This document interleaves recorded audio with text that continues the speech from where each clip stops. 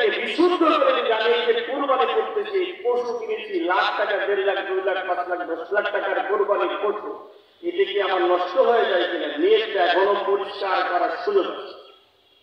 নিয়তটাকে আমরা বিশুদ্ধ করে তবে নেকি প্রাপ্ত হতে পারি। এর মধ্যে অনেক কথাই আছে। কুরবানির মধ্যে এত একটি মহান ইবাদত করতেছি, কিন্তু এর মাধ্যমে যদি আমি নেকির পরিবর্তে গুনাহ কামাই না করি, গুনাহের অনেকগুলো সূরাত আছে, তার বর্ণনা দেওয়া সবাই নেই। তার মধ্যে অন্যতম হলো যার যার পশু কুরবানি করে তার বর্জ্য এই যেখানে সেখানে ফেলে রেখে পুরা দুর্গন্ধ করে ফেলে মানুষ কষ্ট পায়।